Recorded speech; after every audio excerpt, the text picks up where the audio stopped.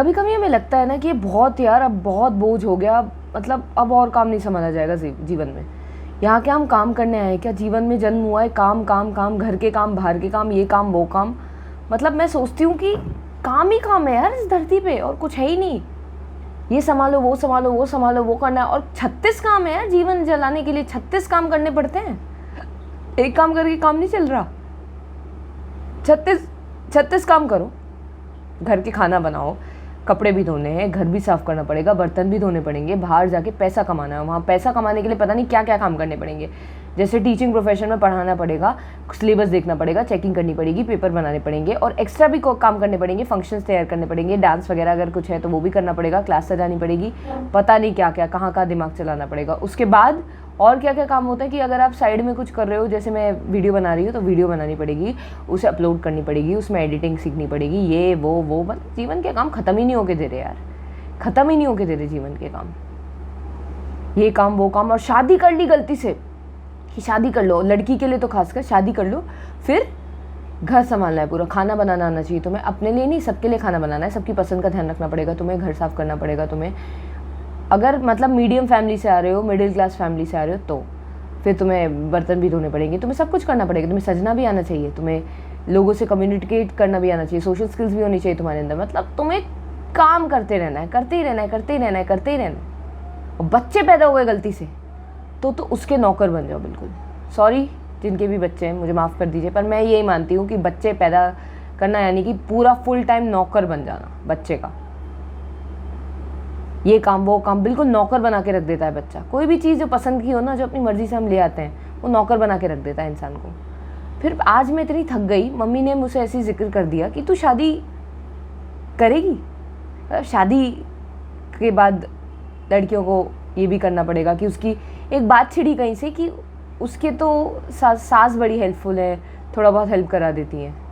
मैंने कहा थोड़ा बहुत ही हेल्प कराती है, बाहर वो जॉब भी कर रही है, वो घर पे आके बाकी का काम भी संभाल रही है, पति का भी देख रही होगी, क्योंकि वो औरत है तो औरत को ही देखना पड़ता है घर में, पति का भी।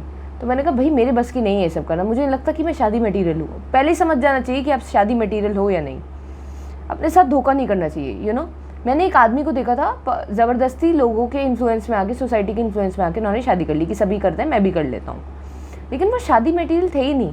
उन्हें आता ही नहीं था कि बीवी की जिम्मेदारी कैसे उठानी है, पैसे कैसे कमाने हैं, मतलब नहीं था उनमें कुछ ज़्यादा, उन्हें संभालना नहीं आता था ये सब। शादी करा दीजिए, बच्चे भी पैदा हो गए, सबका देख के बच्चे पैदा तो कर लिए, लेकिन संभालने नहीं आते थे, पर्सनैलिटी में संभालने का था ही नहीं कुछ।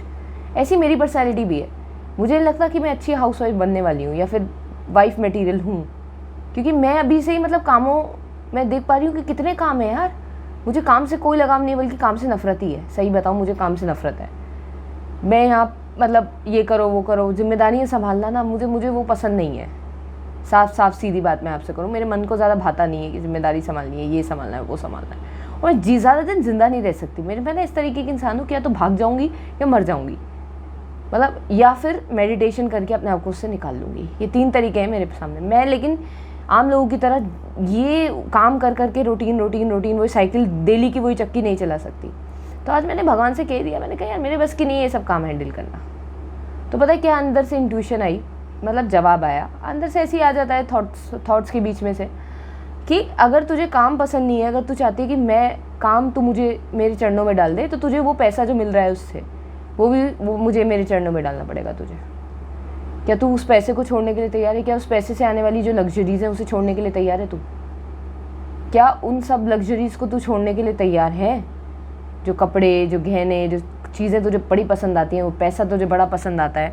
मतलब पैसा मुझे पसंद है यार, पता नहीं पैसा मुझे क्यों पसंद है, पर पसंद है। अंदर जाके नहीं देखा, इस चीज़ को एनालाइज नहीं किया मैंने अभी ज़्यादा, आगे करेंगे, लेकिन पसंद है मुझे यार पैसा। तो उन्होंने बस एक ही चीज़ कही मुझसे कि अगर तू जिम्मेदारियाँ सारी मेरे चरणों में डालना चाह रही है, छोड़ना चाह रही है, नहीं उठा पा रही है, थक गई है, भागना चाहती है इनसे, तो फिर क्या तू तैयार है कि वो जो उससे रिटर्निंग मिल रही है वो भी मेरे चरणों में डाल दे तू? क्या उसे छोड़ने को तैयार है तू? अगर उसे छोड़ने को तैयार है तो मैं ये भी संभाल लूँ, या तो दोनों दे, जो काम तू कर रही है और उससे आने वाली सारी बेनिफिट्स जो हैं वो भी दे, या फिर कुछ मत दे, जिम्मेदारी भी तू संभाल, फिर तू ही देख अपना। तो मुझे लगा यार बात तो सच है, मतलब रिटर्निंग मुझे चाहिए, काम मुझे नहीं करना। सारे फल चाहिए मुझे लाइफ के, लेकिन मुझे काम नहीं करना। उन फलों से जुड़े हुए मेहनत भी तो है यार, मेंटल मेहनत है, इमोशनल मेहनत है, फिजिकल मेहनत है, मतलब है मेहनत है, वो देना नहीं चाहते हम। काम लेकिन पसंद नहीं है हमें। ये समझ लो सिक्के का एक पहलू हमें बड़ा पसंद आ रहा है, पैसा, और सिक्के का दूसरा पहलू जो होता है काम, मेंटल रिस्पॉन्सिबिलिटी जो उठानी पड़ती है उस पैसे को लाने के लिए, वो पसंद नहीं है हमें।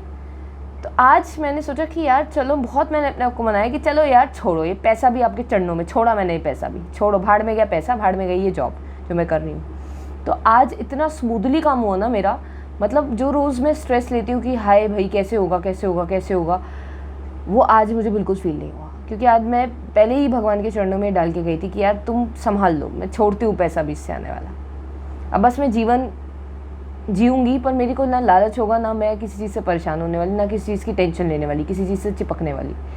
अब देख लो आप कैसे संभलेगी, क्या संभलेगी, संभाल लो। तो सच में संभला हुआ लगा मुझे आज।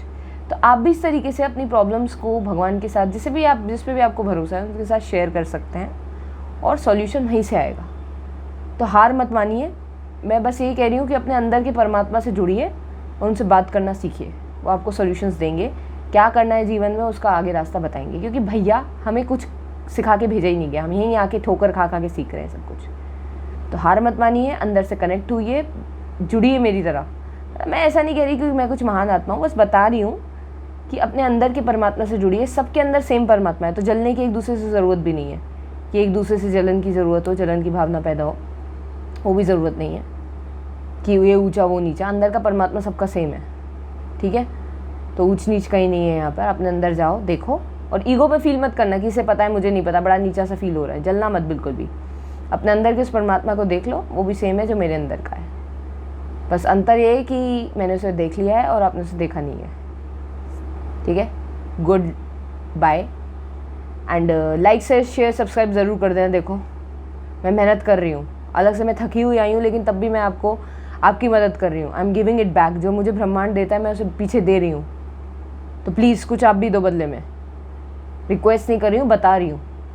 अगर सही लग रहा हो कंटेंट तो प्लीज़ लाइक शेयर सब्सक्राइब करो। पैसे थोड़ी मांग रही हूँ आपसे, पैसे तो वैसे भी नहीं दोगे आप, पैसा कौन छोड़ता है अपना, ठीक है। तो लाइक तो छोड़ दो, एक लाइक छोड़ दो, एक सब्सक्राइब छोड़ दो और शेयर छोड़ दो यार, देख लो।